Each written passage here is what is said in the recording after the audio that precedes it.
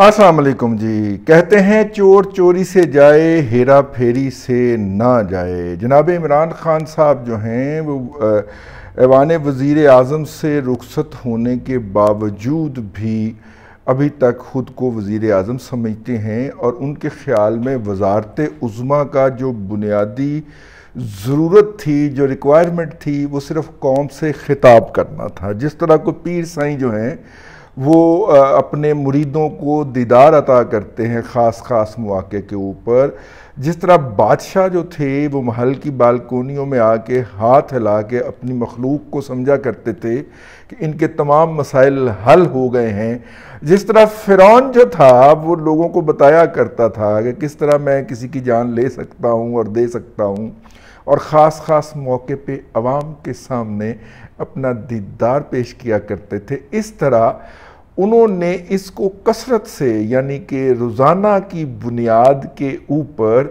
یہ خطاب کرنے کا موقع بنایا ہوا ہے. وہ یہ بات طے کرتے ہیں کہ ایک وہ خطاب جو ہے وہ تحریری شکل کے اندر لوگوں تک پہنچائیں، اور ایک وہ صوتی شکل کے اندر جو ہے وہ لوگوں تک پہنچائیں، یعنی کہ آواز کی شکل میں بھی، سمعی اور بصری آپ دونوں کہہ سکتے ہیں، اس طریقے سے لوگوں تک پہنچائیں تاکہ لوگ انہیں بھول نہ پائیں.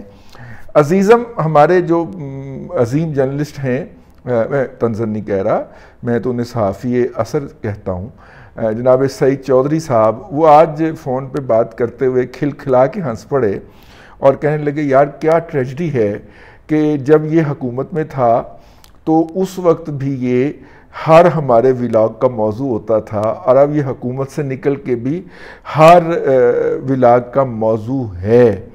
تو میں نے اگر جواب دیا وہ میں نے آپ کو نہیں بتانا. چلیں اب آپ فرمائش کرتے تو بتا دیں. میں نے کہا اسے فتنہ کہتے ہیں. ٹھیک ہے. تو چوہدری صاحب جو تھے نا وہ کافی دیر اس کے اوپر ہنستے رہے. میں نے کہا آپ تاریخ پڑھیں نا فتنے کی، تو یہی فتنہ ہوتا ہے.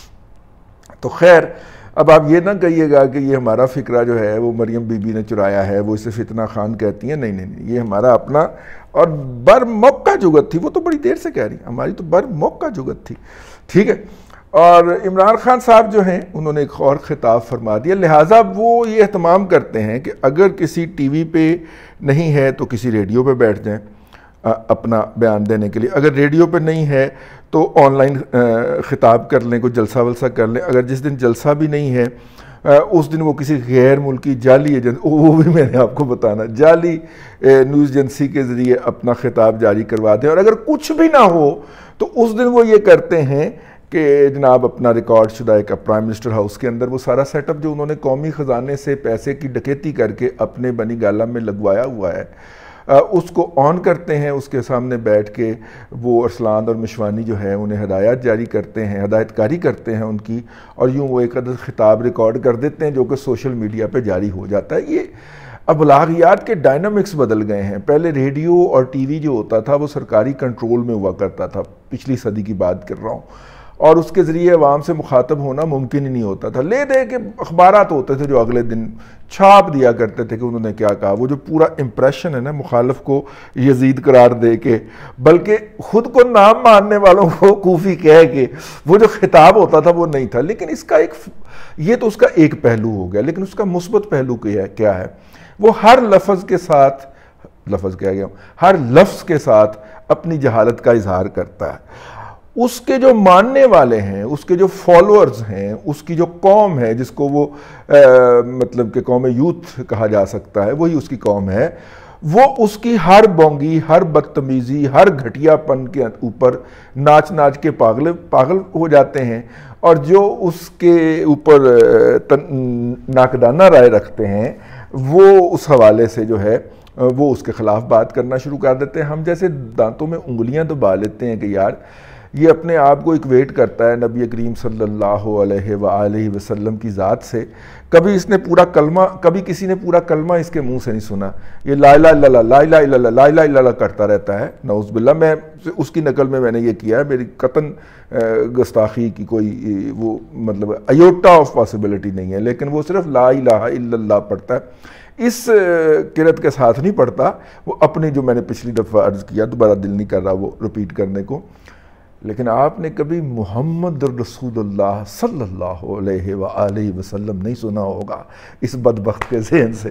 میں نے عرض کیا تھا نا، وہ رب جو ہے وہ بڑا غیرتوں والا ہے، وہ بڑی غیرت اور حیا آتی ہے، ان کی غیرت، میرے رب کی غیرت یہ گوارا ہی نہیں کرتی کہ اس کے محبوب کا پاک نام اس کے منہ سے ادا ہو، ٹھیک ہے نا؟ تو سمجھ گیا نا، وہ ان کی وہ نیلی چھتری والے کی غیرت برداشت نہیں کرتی، تو وہ پھر نتیجے کے اندر توفیق نہیں ہوتی پورا کلمہ پڑھنے کی۔ میں نے یہ چیلنج کوئی 6-7 ماہ پہلے کا تھرو کیا ہوا ہے کہ یار پورا کلمہ پڑھ کے سنا، اور یقیناً یہ بات بہت سارے اور لوگوں نے بھی کی ہے، عبداللہ طارق سہیل اور دوسرے اس طرح کے بڑے جید قسم کے کالمسٹ اور ولاگر اور جرنلسٹوں نے اور ایڈیٹروں نے کی ہے کہ یار یہ پورا کلمہ کیوں نہیں پڑھتا، ٹھیک ہے نا؟ تو میں اس کی کسی بھی وجہ کے اوپر بات نہیں کرنا چاہ رہا، ایسے ہی ہو جائے گا کہ میں کو فتویٰ دینے بیٹھ گیا ہوں یہاں پہ، لیکن آپ بھی سوچئے گا یار، اور اس کے فالوور سے بھی پوچھئے گا کہ یار کوئی ایسا کوئی کلپ دکھا دو جس کے اندر اس نے، ویسے وہ آپ کو بتا رہا ہوتا ہے کہ ادھر حسین رضی اللہ تعالیٰ عنہ کھڑا ہے اور آج تسی سارے یزید دے ہو یا پھر کوفی ہو، جڑے میں ووٹ نہیں دیندے ہو کوفی نے، اور نون لیگ والے اور پیپلز پارٹی والے یوتھی نے، مطلب کہ یزیدی نے، ٹھیک ہے، میں ادھر کلہ حسین کھڑا رضی اللہ تعالیٰ عنہ۔ مطلب یعنی اس نبی کریم صلی اللہ علیہ وسلم کی متعدد بار وہ توہین کر چکا ہے، اس پہ کسی مولوی کی رگ حمیت نہیں پھڑکتی، مطلب کہ ویسے اس پہ کسی سعد رضوی کو خیال نہیں آتا کہ یہ کیا کہہ رہا ہے، ٹھیک ہے نا؟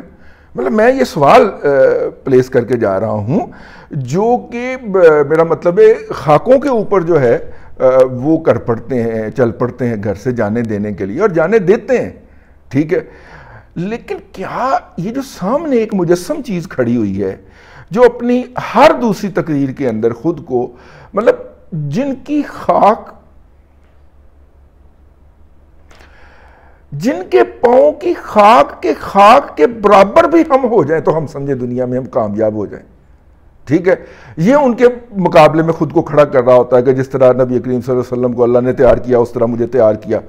مطلب یہ کوئی گستاخی سر آپ کے علم میں نہیں ہے جو وہ فرماتا ہے ہر دوسرے تیسری تقریر کے اندر، ٹھیک ہے، اور وہ کہتا ہے، میرا مطلب ہے میں اس پہ صرف ان جید علماء کرام سے جو کہ بھاگ پڑتے ہیں اسلام آباد پہ حملہ ہونے کے لیے، حملہ آور ہونے کے لیے، میں ان سے گزارش کر رہا ہوں ذرا اس پہ غور فرمائیے، بس میں اور کچھ کہنا نہیں چاہ رہا، پتہ نہیں مجھے سمجھ نہیں آئی کہ اس پہ کیوں نہیں غیرت جوش مارتی کسی کی دینی غیرت۔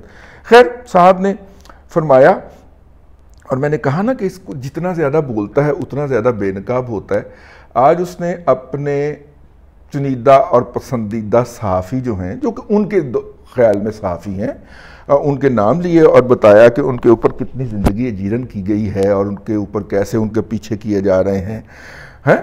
اب یہ وہ شخص ہے جس کے ہاتھوں، جس کے دور کے اندر کوئی جرنلسٹ محفوظ نہیں تھا، ٹھیک ہے، اداروں سے انہوں نے لوگ نکلوائے اور ان کی جگہ اپنے لوگ مسلط کروائے، ایون وائس آف امریکہ اور BBC کے اندر بھی یوتھیے امپلانٹ کروائے گئے گن پوائنٹ کے اوپر، ورنہ ہم تمہیں یہاں سے وائنڈ اپ کر دیں گے۔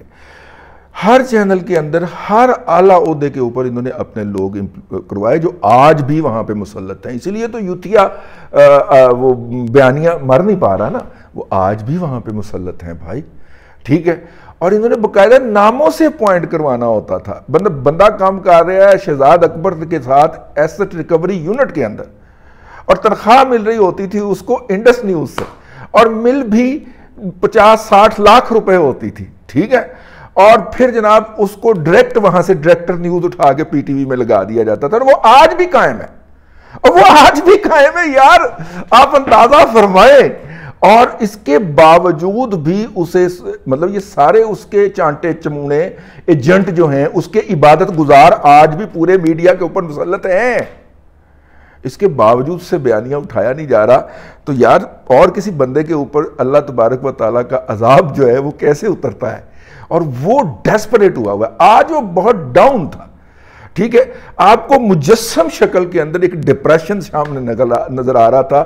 آپ اس کی وائس بند کر دیجئے تو وہ کیا کہتے ہیں، بخت کے تخت سے اتارا ہوا، بخت کے تخت سے یکلخت اتارا ہوا ایک شخص، تم نے دیکھا ہے کبھی جیت کے ہارا ہوا ایک شخص.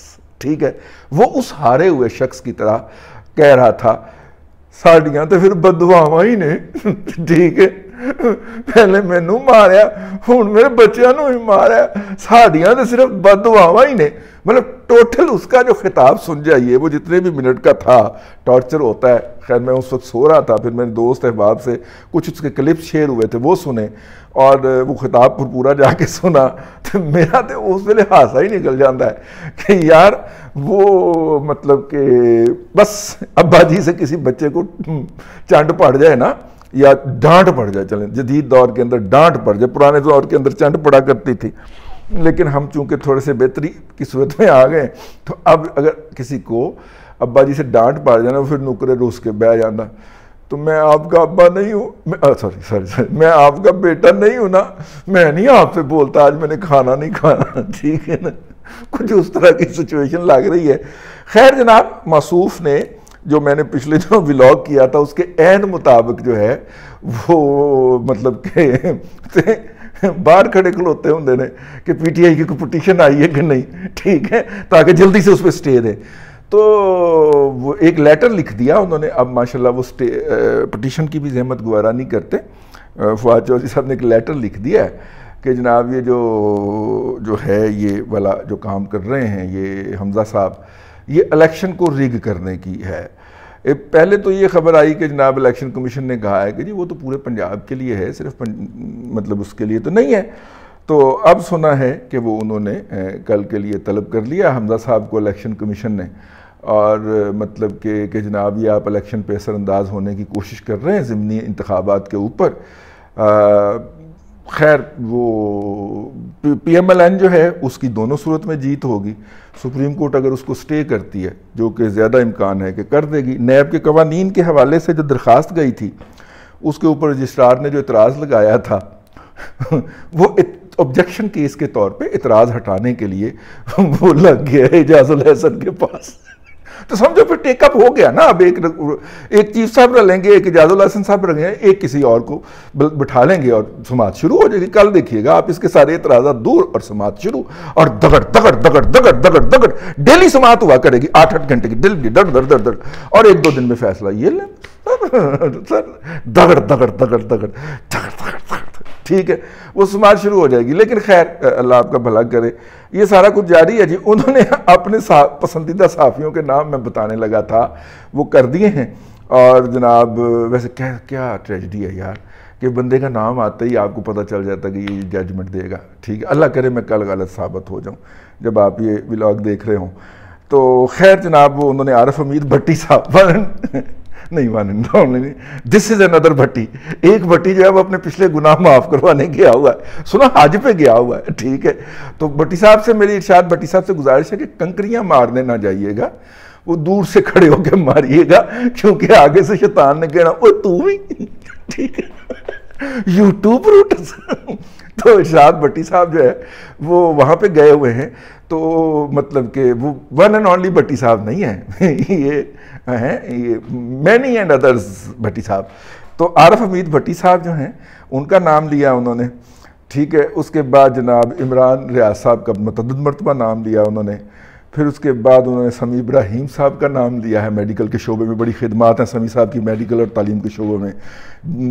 پنڈی کے مہنگے ترین سکولوں میں سے ایک ان کا ہے، اور اسلام آباد کے مہنگی ترین لیبارٹریوں اور ہاسپٹلز میں سے ایک ان کا ہے. ٹھیک ہے، اور یہ انہوں نے 2013 کے بعد بنایا.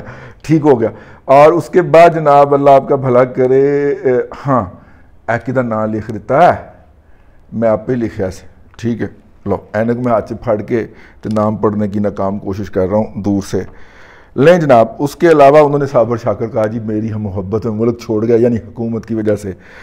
پھر اپنے ڈاکٹر اسلام جو ان کے ذاتی ملازم ہیں اور جن کو انہوں نے سرکاری خرچ کے اوپر پالا ہے ان کا نام لکھ دیا، اور کہا کہ جناب یہ باز نہیں آ رہے، اور اگر یہ ایسی باتوں سے باز نہ آئے تو پھر میں نام لے کے باتیں کیا کروں. ویسے پایا آپ آرمی کے 5 بڑوں کا تو نام لے رہے ہیں، اور جو اپنے ڈسپلن کے تحت اب پی ٹی آئی کی مدد نہیں کر رہے، آپ ان کا بھی نام لے رہے ہیں، جیسے لاہور کے سیکٹر کمانڈر صاحب جو ہیں، وہ سننے میں آیا ہے، تاریخ ان کی یہ ہے کہ وہ پنڈی میں بھی کراچی میں جب اس اعلیٰ عہدے پہ تھے، یہ اب جی اب پبلک ہو گیا، میں نے پہلے ڈائریکٹ بات نہیں کی تھی راشد صاحب سے، بریگیڈیئر راشد صاحب سے معذرت کے ساتھ، لیکن اب چونکہ اتنا آپ کو پنٹ دیا یار، ہم تو آپ کی محبت میں بول رہے ہیں نا جی ہاں، تو بریگیڈیئر راشد صاحب جب کراچی میں تھے تو اب تو خیر پبلک ہو گیا، تو اس وقت انہوں نے سر دھڑ کی بازی لگا کے اور چاچو کو ہرا کے، وہاں پہ چاچو نے الیکشن لڑا تھا اور پی ٹی آئی کو جتوایا تھا. اس طرح ہی باقیوں کی سیٹیں تھیں، علی زیدی وغیرہ جو ہیں، ان سب کی سیٹیں انہوں نے ایسے نکال کے دی تھیں.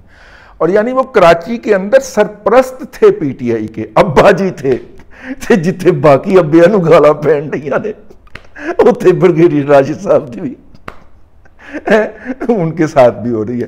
تو خیر یہ اس کے علاوہ وہ جو ہے وہ نیب کے قوانین جو ہیں ان کو چیلنج کر دیا گیا ہے. اس کے اوپر جی وہ درخواست، مطلب یہ جو آبجیکشن لگا ہے جاز الحسن صاحب کے پاس، جو آبجیکشن کیس لگنا وہ نیب قوانین پہ لگنا ہے.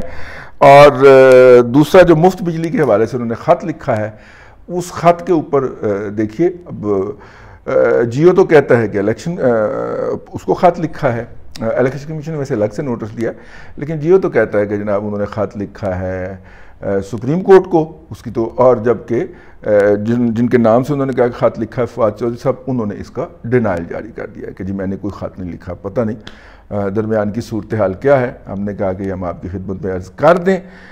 اب تک کے لیے اتنا ہی. ایک دفعہ پھر دل کر رہا ہے، بخت کے تخت سے یک لخت اتارا ہوا ایک شخص، تم نے دیکھا ہے کبھی جیت کے ہارا ہوا ایک شخص. اللہ تبارک و تعالیٰ آپ کو آسانیاں عطا کرے اور آسانیاں خلق خدا میں تقسیم کرنے کی توفیق عطا کرے.